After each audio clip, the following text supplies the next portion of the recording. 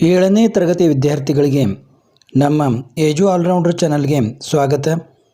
ಈ ದಿನ ಚಗಳಿ ಇರುವೆ ಈ ಗದ್ಯದ ಬಗ್ಗೆ ನೋಡೋಣ. ಕೃತಿಕಾರರ ಪರಿಚಯ. ಕೆ.ಪಿ. ಪೂರ್ಣಚಂದ್ರ ತೇಜಸ್ವಿ ಇವರು ರಾಷ್ಟ್ರಕವಿ ಕುವೆಂಪು ಅವರ ಪುತ್ರರು.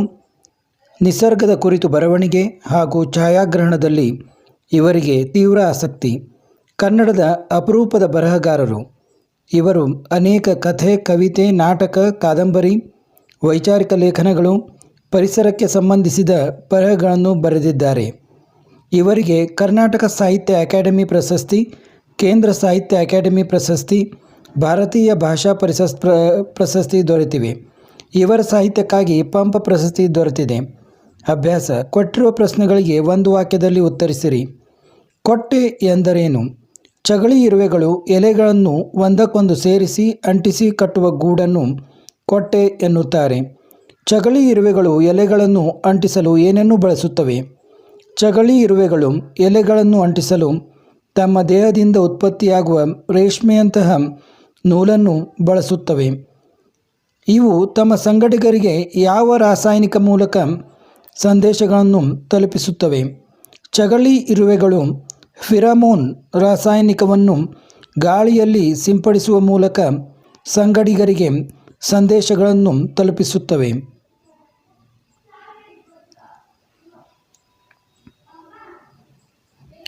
ಈಗ ಮುಂದಿನ ಪ್ರಶ್ನೆಗಳನ್ನು ನೋಡೋಣ.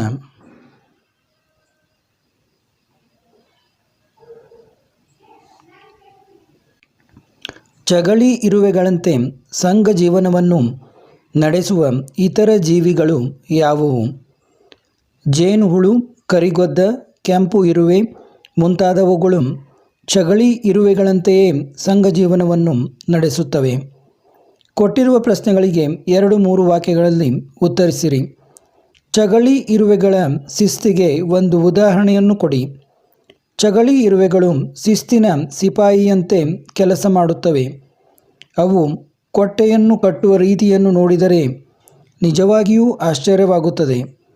100 ಇರುವೆಗಳು ಕೂಡಿ ಎಲೆಯನ್ನು ಬಗ್ಗಿಸಿ ಒಂದರ ಕಾಲನ್ನು ಇನ್ನೊಂದು ಹಿಡಿದುಕೊಂಡು ಜೋತಾಡುತ್ತಾ ಕೊಟ್ಟೆಯನ್ನು ಕಟ್ಟುತ್ತವೆ.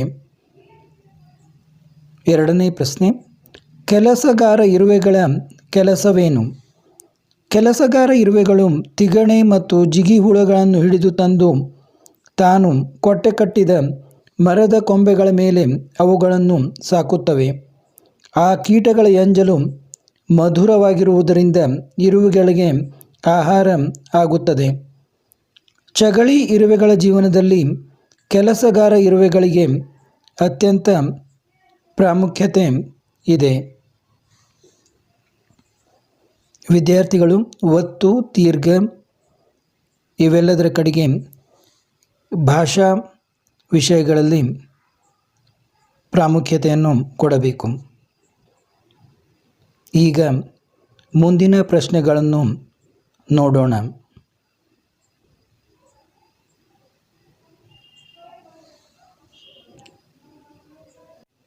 ಈಗ 3ನೇ ಪ್ರಶ್ನೆ. ಚಗಳಿ ಇರುವೆಗಳನ್ನು ಹಿಮ್ಮೆಟ್ಟಿಸುವುದು ಮನುಷ್ಯರಿಗೂ ಕಷ್ಟ ಏಕೆ? ಚಗಳಲ್ಲಿ ಶಿಸ್ತು, ಒಗ್ಗಟ್ಟು, ಧೈರ್ಯ ಇರುವುದರಿಂದ ಇವುಗಳನ್ನು ಹಿಮ್ಮೆಟ್ಟಿಸುವುದು ಮನುಷ್ಯರಿಗೂ ಕಷ್ಟ. ಬೇರೆ ಇರುವುಗಳಂತೆ ಇವು ಹೆದರುವುದಿಲ್ಲ, ಬದಲಿಗೆ ತಿರುಗಿ ನಿಂತು ಕಚ್ಚಲು ಸಿದ್ಧವಾಗುತ್ತವೆ. ಈ ಕೆಳಗಿನ ಪ್ರಶ್ನೆಗಳಿಗೆ 5-6 ವಾಕ್ಯಗಳಲ್ಲಿ ಉತ್ತರಿಸಿರಿ. ಚಗಳಿ ಇರುವೆಗಳು ತಮ್ಮ ಗೂಡನ್ನು ಹೇಗೆ ನಿರ್ಮಿಸುತ್ತವೆ? ಚಗಳಿ ಇರುವೆಗಳು ಮೊದಲು 2-3 ಅಕ್ಕಪಕ್ಕದ ಎಲೆಗಳನ್ನು ಸೇರಿಸಿ ಪೊಟ್ಟಣ ಕಟ್ಟಿದಂತೆ ಚಿಕ್ಕ ಗೂಡು ಕಟ್ಟುತ್ತವೆ. ನಂತರ ಸಂಖ್ಯೆ ಬೆಳೆದಂತೆ ಅಕ್ಕಪಕ್ಕದ ಎಲೆಗಳನ್ನು ಹೊಂದಿಸಿ ಮಾಳಿಗೆಗಳನ್ನು ನಿರ್ಮಿಸುತ್ತಾ ದೊಡ್ಡದಾಗಿ ಮಾಡುತ್ತವೆ. ಇರುವೆಗಳ ಸಂಖ್ಯೆ ಹೆಚ್ಚಾದರೆ ಅದೇ ಮರದ ಬೇರೆ ಕೊಂಬೆಯಲ್ಲಿ ಅಥವಾ ಸಮೀಪದ ಮರದಲ್ಲಿ ಉಪ ಕೊಟ್ಟೆಗಳನ್ನು ಕಟ್ಟುತ್ತವೆ. 100 ಇರುವೆಗಳು ಸೇರಿ ತಮ್ಮ ಶರೀರಕ್ಕಿಂತ ಅತ್ಯಂತ ದೊಡ್ಡದಾದ ಎಲೆಗಳನ್ನು ಬಗ್ಗಿಸಿ ದಾರದಿಂದ ಅಂಚನ್ನು ಹೊಲಿಯುವಂತೆ ಕರಾರುವಕ್ಕಾಗಿ ಕೆಲಸ ಮಾಡುತ್ತವೆ. ಒಂದರ ಕಾಲನ್ನು ಇನ್ನೊಂದು ಹಿಡಿದುಕೊಂಡು ಜೋತಾಡುತ್ತಾ ಶಿಸ್ತಿನ ಸಿಪಾಯಿಯಂತೆ ಕೆಲಸ ಮಾಡುತ್ತಾ ಎಲೆಗಳನ್ನು ಜೋಡಿಸಿ ಗೂಡನ್ನು ನಿರ್ಮಿಸುತ್ತವೆ.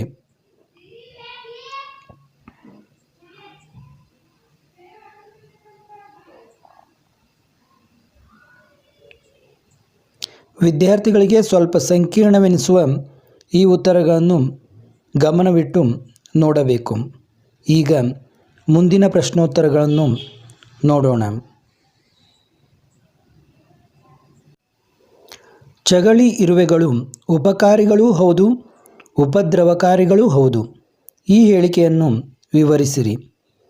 ಚಗಳಿ ಇರುವೆಗಳು ಲಕ್ಷಾಂತರ ಕೀಟಗಳನ್ನು ಹಿಡಿದುಕೊಳ್ಳುವುದರಿಂದ ರೈತರಿಗೆ ಸಹಾಯ ಮಾಡಿದಂತೆ ಆಗುತ್ತದೆ. ಆದರೆ ಚಗಳಿ ಇರುವೆಗಳು ಜಿಗಿಹುಳುಗಳನ್ನು, ತಿಗಣೆಗಳನ್ನು ತಾವು ಮಾಡಿರುವ ಗೂಡುಗಳಲ್ಲಿ, ಮರಗಿಡಗಳಲ್ಲಿ ತಂದಿಟ್ಟು ಸಾಕುವುದರಿಂದ ಗಿಡದಿಂದ ಗಿಡಕ್ಕೆ ಹಬ್ಬಿಸುವ ವಾಹಕಗಳಾಗಿವೆ. ಇದು ರೈತರಿಗೆ ಉಪದ್ರವಕಾರಿಯಾಗಿದೆ. ಈ ಜಿಗಿಹುಳುಗಳು, ತಿಗಣೆಗಳು ರೈತರ ಬೆಳೆಯನ್ನು ತಿಂದು ನಾಶ ಮಾಡುತ್ತವೆ. ಆದ್ದರಿಂದ ಚಗಳಿ ಇರುವೆಗಳ ಈ ಕ್ರಮ ರೈತರಿಗೆ ಅತ್ಯಂತ ಉಪದ್ರವಕಾರಿ ಆಗಿದೆ. ಈಗ ಮುಂದಿನ ಪ್ರಶ್ನೆಯನ್ನು ನೋಡಿ. ಕಷ್ಟಕ್ಕೆ ಓಡಬಾರದು, ತಿರುಗಿ ನಿಂತು ಎದುರಿಸಬೇಕು ಎಂಬ ಸಂದೇಶವನ್ನು ನಾವು ಇವುಗಳ ಜೀವನದಿಂದ ಹೇಗೆ ಕಲಿಯಬಹುದು? ಮನುಷ್ಯನು ಚಗಳಿ ಇರುವೆಗಳನ್ನು ಹಿಡಿಯಲು ಹೋದರೆ ಓಡಿ ಹೋಗುವುದಿಲ್ಲ, ಬದಲಾಗಿ ತಿರುಗಿ ನಿಲ್ಲುತ್ತವೆ, ಕಚ್ಚಲು ಸಿದ್ಧವಾಗುತ್ತವೆ. ಫಿರಮೋನ್ ಎಂಬ ರಾಸಾಯನಿಕವನ್ನು ಗಾಳಿಯಲ್ಲಿ ಸ್ರವಿಸಿ ಇತರ ಇರುವೆಗಳನ್ನು ಕರೆಯುತ್ತವೆ.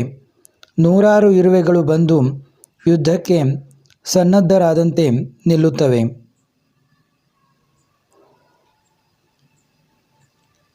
ವಿದ್ಯಾರ್ಥಿಗಳು ಅಲ್ಲಲ್ಲಿ ಕೆಲವೊಂದು ಚಿಹ್ನೆಗಳು ಬಿಟ್ಟು ಹೋಗಿವೆ, ಅವುಗಳನ್ನು ಸರಿಯಾಗಿ ಬರೆಯಬೇಕು. ಅರ್ಧ ವಿರಾಮ, ಪೂರ್ಣ ವಿರಾಮಗಳನ್ನು ಸರಿಯಾಗಿ ಬರೆಯಬೇಕು. ಮುಂದಿನ ಪ್ರಶ್ನೆಯನ್ನು ನೋಡೋಣ. ಈ ಖಾಲಿ ಜಾಗವನ್ನು ಸೂಕ್ತ ಪದಗಳಿಂದ ಭರ್ತಿ ಮಾಡಿಯೇ ಕೊಟ್ಟಿದ್ದೇನೆ ನೋಡಿ. ಚಗಳಿ ಇರುವೆಗಳಿಗೆ ಮೂಲ ರಾಣಿ ಇರುವೆ. ರಾಣಿ ಎಂಬುದು ದನ ಸಾಕುವ ಗೋಪಾಲಕರನ್ನು ಹೋಲುವ ಇರುವೆಗಳು ಕೆಲಸಗಾರ ಇರುವೆಗಳು. ಚಗಳಿ ಇರುವೆಗಳ ಗೂಡನ್ನು ಕೊಟ್ಟೆ ಎಂದು ಕರೆಯುತ್ತಾರೆ. ಒಂದು ಚಗಳಿ ಇರುವೆ ಗೂಡಿನಲ್ಲಿ ಸುಮಾರು 5 ರಿಂದ 10 ಲಕ್ಷ ಇರುವೆಗಳು ಇರುತ್ತವೆ. ಇರುವೆಗಳಿಂದ ಹೊಸರುವ ರಾಸಾಯನಿಕ ಫಿರಾಮೋನ್. ಇಲ್ಲಿಗೆ ಈ ಚಗಳಿ ಇರುವೆ ಪಾಠ ಮುಗಿಯಿತು. ವಿದ್ಯಾರ್ಥಿಗಳೆಲ್ಲರೂ ಎಜು ಆಲ್ರೌಂಡರ್ ಚಾನಲ್ಗೆ ಸಬ್ಸ್ಕ್ರೈಬ್ ಮಾಡಿ ಹಾಗೂ ನಾವು ಮಾಡುವ ವಿಡಿಯೋಗಳನ್ನು ನಿರಂತರವಾಗಿ ನೋಡಿ. ಧನ್ಯವಾದಗಳು.